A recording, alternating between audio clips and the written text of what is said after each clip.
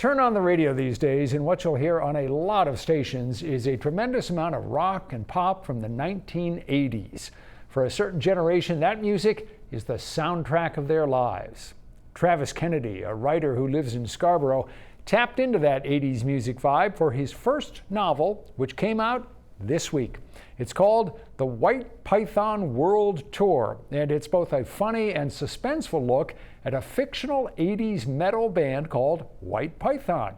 We sat down to talk at an appropriate venue, the Portland House of Music. Here's a great way to always size someone up with this question. What was the first big concert that you ever attended? Oh, wow, okay. I think it was probably, does Bare Naked Ladies in Monument Square count? Yeah. But then I know I went to the State Theater and saw Our Lady Peace and Eve Six and Third Eye Blind when I might have been a senior in high school. So you sound more like a child of the 90s than a child of the 80s, which is what your book is all about. Well, I was a child in the 80s, and that's the fun part of writing this book is I get to write it from the eyes of 8-year-old Travis, who saw these hairband guys as Muppets, as like live action Muppets. They were zany and funny, and that was how I interacted with them as a kid, and that's how I sort of saw them in writing the book. Although the White Python World Tour is fiction, Travis Kennedy did a lot of research for it. This is one of the documentaries he watched to get the right feel for the time, the outfits, the hair, and of course, the music.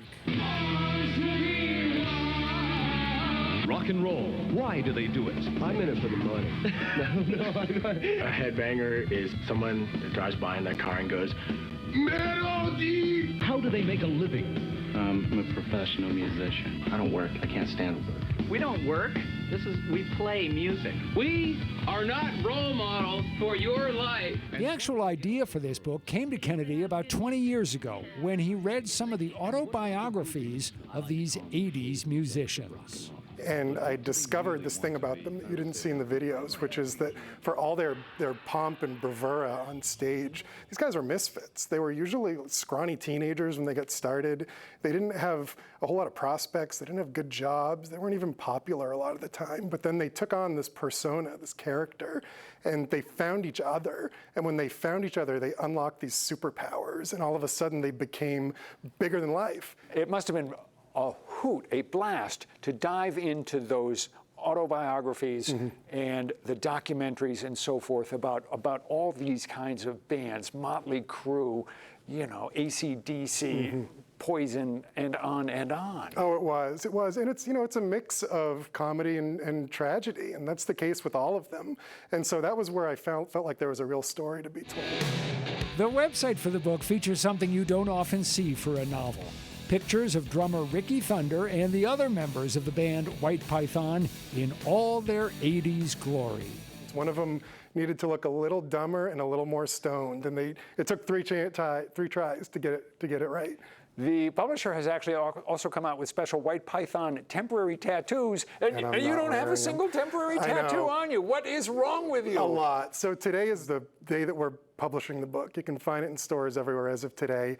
And the morning completely got away from me, and I didn't put them on, but I will have them on at print tonight at the book launch. Are you going to be wearing, as you're out promoting the book, are you going to be wearing like leopard skin pants and have a giant poofy mane?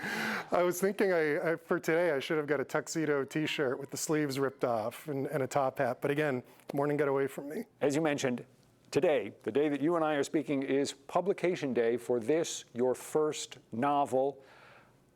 It's a wonderful accomplishment. What does it feel like for you? It's not quite setting in yet. I will say I had an experience where a buddy of mine in New York City texted me this morning a picture of the book right next to the cash register at the Fifth Avenue Barnes & Noble. And that was a wake-up moment for me that it's actually out there in the world, in bookstores everywhere right now. It's kind of surreal to just a middle-aged guy in Maine that this book is everywhere and that people can go find it and buy it. If Travis Kennedy could time travel to the 1980s and see any band he chose, which one would it be? probably these guys, Motley Crue, whose notoriety has been well documented.